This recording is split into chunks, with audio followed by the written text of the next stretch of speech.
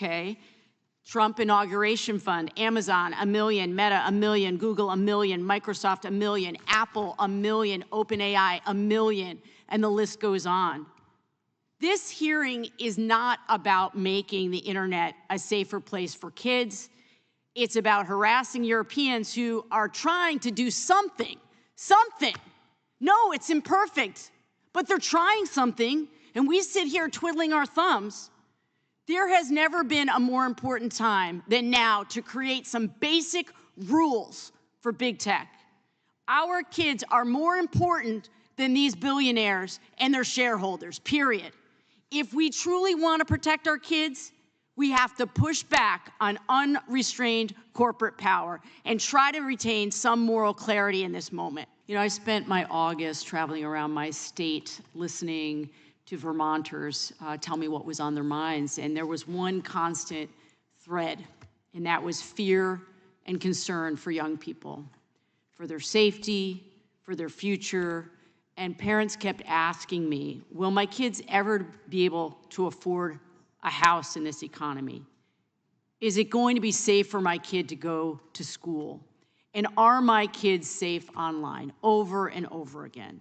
And I want to tell you about one conversation I had with a high school student in Vermont who said to me, we all know that social media on our phones is hurting us. And in some instances, it's literally killing us. And what he wanted to say is, what are you doing about it? What are you doing about it? And I have to ask myself the same question, because I'm a parent, I'm a former teacher, I'm now a member of Congress, and what are we actually doing to solve the problem, to stand up for our kids? And it's clear we need real attention on this. We need to focus our attention, and we do need to regulate corporations behind these problems. And we need real public oversight, yes, over the gun makers, yes, over financial speculators, but also big tech. Because polls show across the country, Americans overwhelmingly want us to take action on the harms that are hurting their kids. And yet here we are, first hearing back.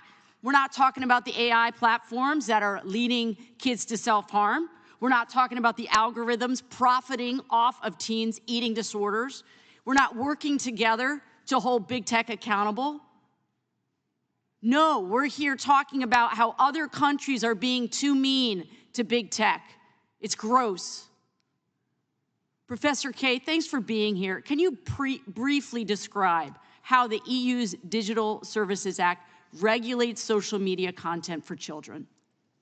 So the DSA is a very big piece of legislation, a big regulation, but it gets to exactly the point that you're making, which is the DSA is the result of a years-long process of democratically Europe trying to figure out what's the response to the massive power of big tech over their information environments.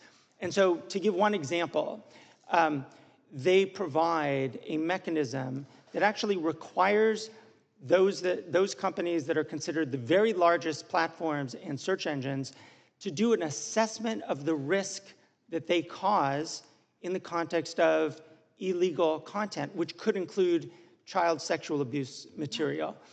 That is really only doing that basic risk assessment that we should imagine all companies would do. Exactly. And then based on that, they're actually obligated to take mitigating measures against them. So that's one example. Yeah, I mean, this is bare minimum stuff here, right? Mm-hmm. Bare minimum. Yep. Risk assessment. What are we subjecting our children to? Correct.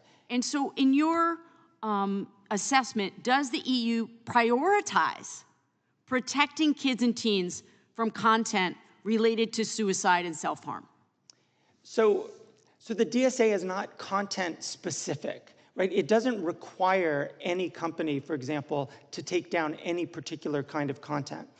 But in the risk assessment provision, it's pretty clear, and if you read the negotiating history around the DSA as well, it's pretty clear that this is one of the key issues that concerns Europeans and thus concerned the regulation as it was adopted. Thank you. I really appreciate you being here to balance this out. We should be looking at any country around the globe who is actually trying to do something. And no, should we copy exactly what they're doing? No, but we shouldn't stick our heads in the sand and say that, oh, there's nothing we can do here. We cannot maintain the status quo and then go back to our constituents and look these parents in the eye and say that we're actually doing our jobs. The solutions are right in front of us if we would actually do the work here in this committee.